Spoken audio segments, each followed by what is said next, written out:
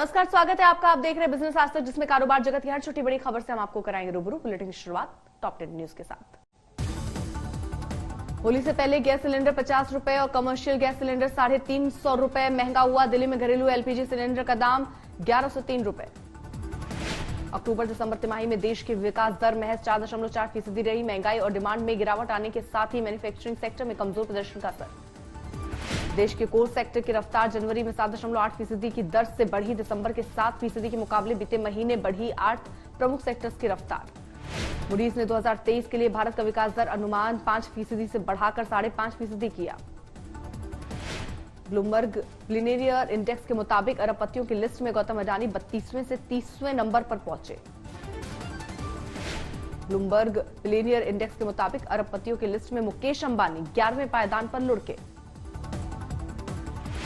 मुकेश अंबानी के परिवार को विदेश तक में Z+ सिक्योरिटी, सुप्रीम कोर्ट ने कहा खर्चा खुद देना होगा। HDFC ने रिटेल प्राइम लैंडिंग रेट में 25 बेसिस पॉइंट का किया इजाफा। ताजा बढ़ोतरी के बाद HDFC का होम लोन बढ़कर 9.2% हुआ। नोएडा ग्रेटर नोएडा के डेवलपर्स को सुप्रीम कोर्ट से तगड़ा झटका। 7 नवंबर के आदेश को निरस्त करने से इनकार करने के बाद नोएडा अथॉरिटी बिल्डर से वसूल सकती है कंपाउंड इंटरेस्ट। इस साल मोबाइल फोन के सभी प्लान को महंगा करने के लिए तैयार है एयरटेल। सुनील भारती मित्तल ने कहा, बिना टैरिफ बढ़ाए कारोबार चलाना मुश्किल। दुनिया की प्रमुख अर्थव्यवस्थाओं में सबसे तेज से बढ़ती भारतीय ग्रोथ स्टोरी को झटका लगा है। अक्टूबर दिसंबर तिमाही में महंगाई और कमजोर डिमांड के असर से भारत की विकास दर में काफी सुस्ती आई है। इस दौरान मैन्युफैक्चरिंग सेक्टर के कमजोर प्रदर्शन ने विकास दर की रफ्तार कम करने में सबसे बड़ी भूमिका निभाई है।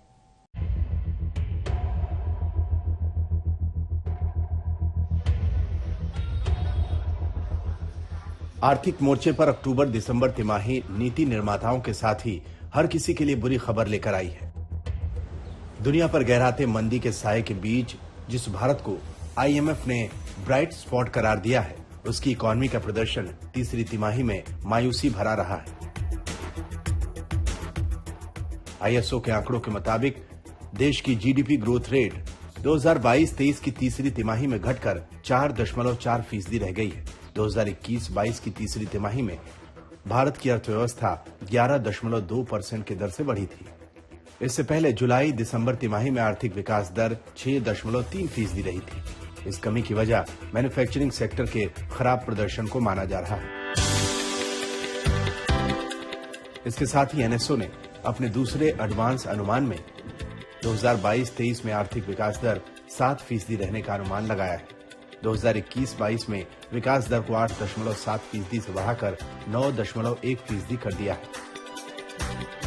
जानकारों का मानना है कि भारतीय इकोनॉमी में तेजी को लगा ये ब्रेक अस्थायी साबित होगा और देश के विकास दर आने वाले दिनों में जोरदार प्रदर्शन करेगी। वहीं अगर बीती तिमाही में अलग अलग क्षेत्रों के प्रदर्शन पर नजर डालें तो मैन्युफैक्चरिंग सेक्टर के उत्पादन में 1.1% की गिरावट दर्ज की गई। खनन और उससे जुड़े क्षेत्र का ग्रोथ रेट दिसंबर तिमाही में घटकर 3.7% रह गया।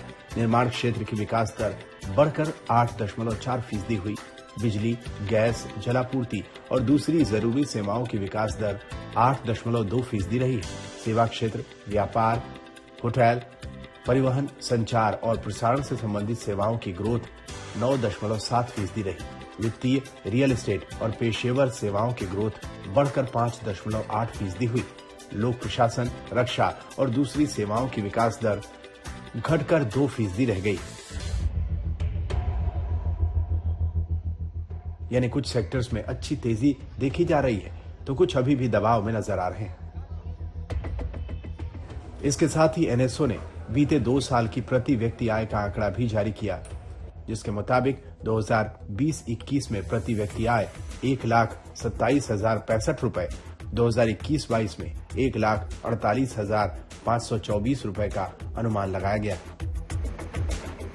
जाहिर है दोनों कोरोना प्रभावित साल थे तो आय को लेकर ज्यादा उत्साह नजर नहीं आ रहा है, लेकिन अब देश इस संकट से उबरकर इस साल ज्यादा प्रति व्यक्ति आय हासिल करने में सफल रह सकता है। आज तक ब्यूरो। भारत की गिनती सर्विस सेक्टर के सबसे प्रमुख निर्यातकों में होती है। इस सेक्टर में भारत का निर्यात तेजी से बढ़ रहा है। ऐसे में वैश्विक अवसरों को भुनाने के मौके देखे जा रहे हैं ताकि इस सेक्टर के निर्यात को 2023 तक 1 ट्रिलियन के पार ले जाने के लक्ष्य को हासिल किया जा सके।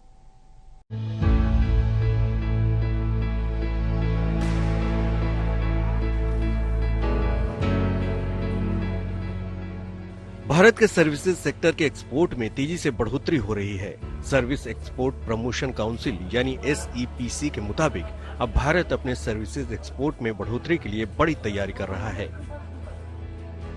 ऐसे में 2022-23 में देश का सर्विस एक्सपोर्ट 300 अरब डॉलर के पार निकल जाने की उम्मीद है। इसके बाद भारत के सेवा क्षेत्र के निर्यात को 1 ट्रिलियन डॉलर के पार ले जाने की तैयारियां जोरों से चल रही हैं। इस टारगेट को हासिल करने की उम्मीद इसलिए है कि SEPC ने विदेश व्यापार नीति में समर्थन के जो तरीके आजमाए हैं, उनसे इस निर्यात लक्ष्य को हासिल करने की उम्मीद जताई जा रही है। इसके साथ ही वैश्विक अवसरों को भुनाने के मौके देखे जा रहे हैं, जिससे 2030 तक 1 ट्रिलियन डॉलर से ज्यादा का सर्विस निर्यात लक्ष्य हासिल किया जा सकेगा। SEPC ने सर्विस एक्सपोर्ट को बढ़ाने के लिए IT, ITES, पर्यटन और स्वास्थ्य जैसे क्षेत्रों पर फोकस किया है। इन सेक्टर्स के चुनाव की वजह इनका मौजूद बेहतरीन प्रदर्शन है, जिसके दम पर इस साल सर्विस सेक्टर का एक्सपोर्ट 300 अरब डॉलर को पार कर सकता है। वाणिज्य मंत्रालय के आंकड़ों के मुताबिक 2022-23 के पहले 10 महीनों यानी अप्रैल 2022 से जनवरी 2023 के दौरान सेवा क्षेत्र के निर्यात की अनुमानित वैल्यू 272 अरब डॉलर रही है। ये 2021-22 के पहले 10 महीनों के 206.28 अरब डॉलर से कहीं ज्यादा है। 2021-22 में ही सर्विस सेक्टर के निर्यात का अब तक का उच्चतम आंकड़ा 254 अरब डॉलर हासिल हुआ था। अगर अलग सेक्टर का सर्विस सेक्टर के कुल निर्यात में योगदान देखें तो आंकड़ों के मुताबिक IT और ITES का इसमें 40 से 45% योगदान रहता है। इसके बाद यात्रा और पर्यटन, शिक्षा और बैंकिंग समेत वित्तीय सेवाओं का नंबर आता है। भारत के सेवा क्षेत्र के निर्यात में सबसे ज्यादा हिस्सेदारी विकसित देशों की रहती है। संयुक्त अरब अमीरात और ऑस्ट्रेलिया के साथ हुए फ्री ट्रेड एग्रीमेंट सेवा क्षेत्र के निर्यात को बढ़ाने में और मददगार साबित हो सकते हैं। आज तक ब्यूरो। बिजनेस आज तक में आज के लिए बस इतना ही। देखते रहिए आज तक।